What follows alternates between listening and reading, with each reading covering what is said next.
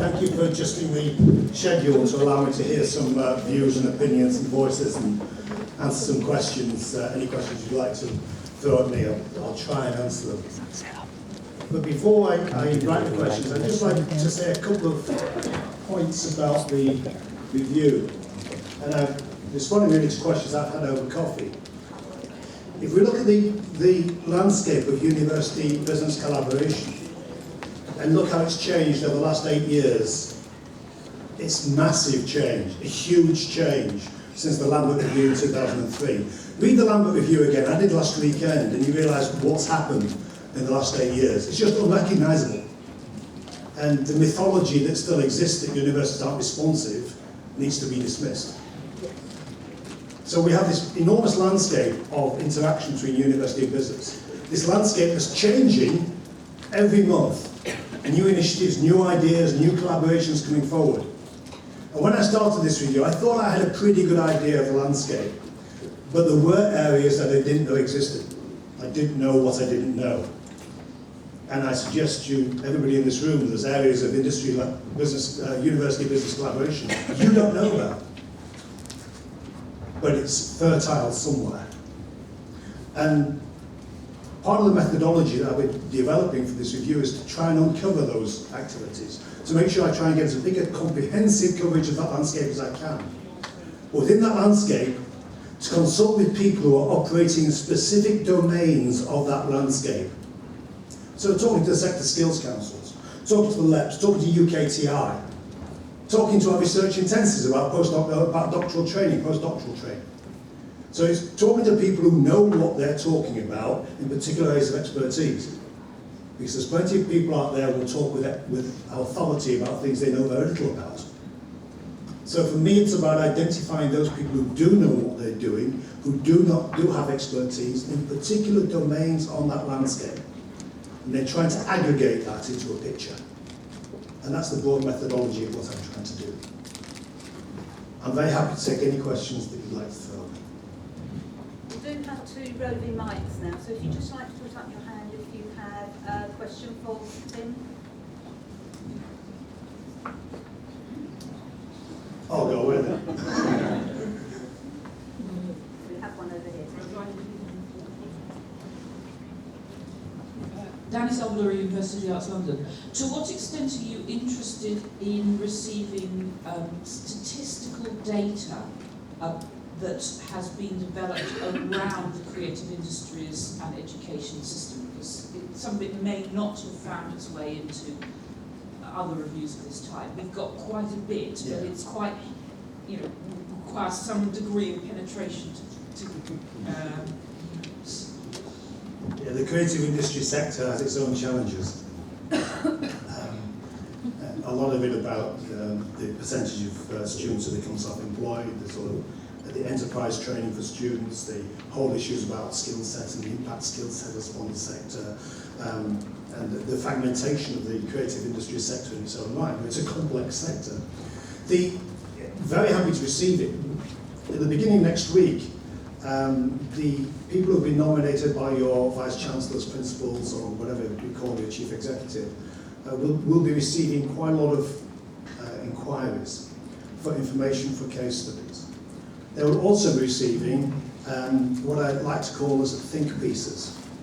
Think pieces which have been put together by members of the team, the core team, which are intended to provoke reaction, that are thoughts about particular activities in this landscape. For example, there's one on graduate recruitment, which has been put together by a team of people with expertise in that field and by the recruiters as well, which contains some pretty provocative thoughts. There's one coming out about sector skills councils, whose roles in kite marking. There's one about skills and knowledge and the enterprise skills that need to be developed.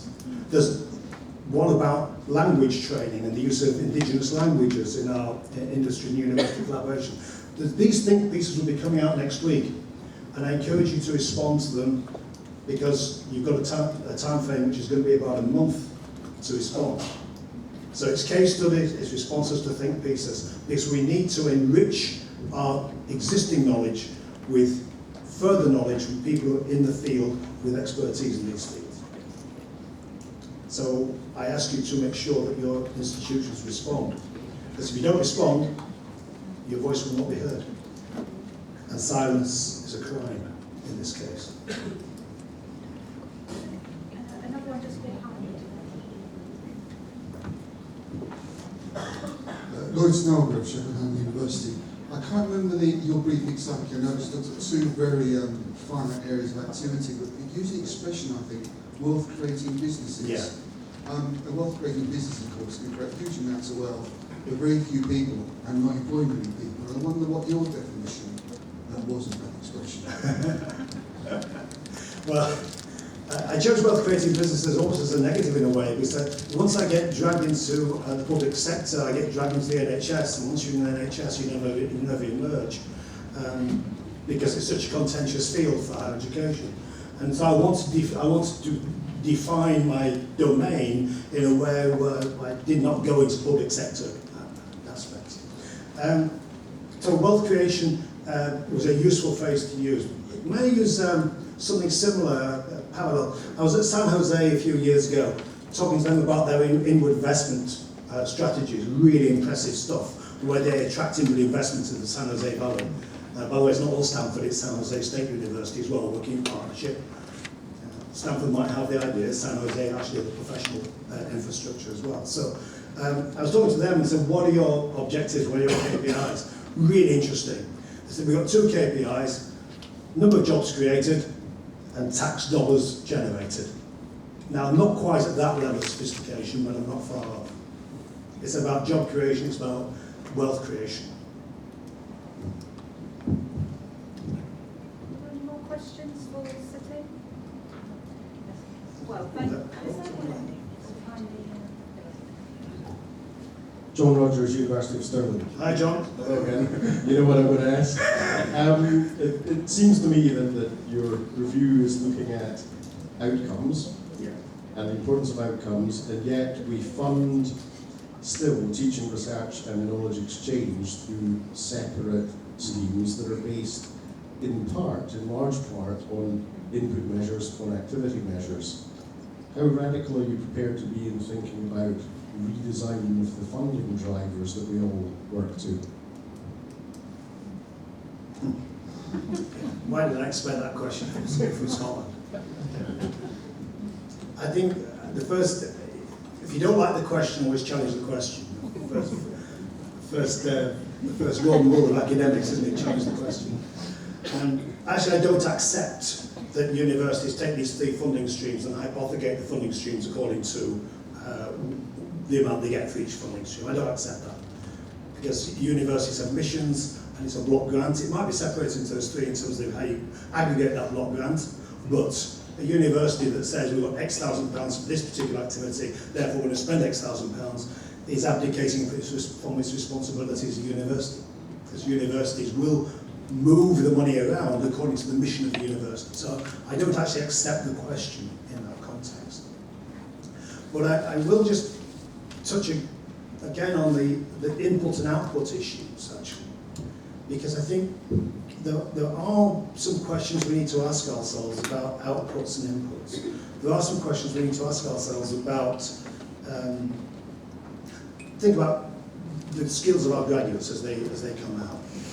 Are we providing our graduates with the right skills in order to be productive inside a wealth-creating environment? We are producing graduates with the right knowledge, QAA, knowledge base. We are producing students with the right level of knowledge. Our standards are excellent, world class. What are we doing about skills? Are we providing the skills opportunities for our graduates? Are we assessing skills within our degree evaluation programs? How are skills assessed within your organisation? Just question marks about the methodology of learning and teaching in the context of how do our students learn. We're well past the didactic version, which you see in many other countries, but how are we helping our students accumulate these enterprise skills, these employability skills? And then how do we wrap that into evaluation? How do we wrap it into their degrees? Just a big question there.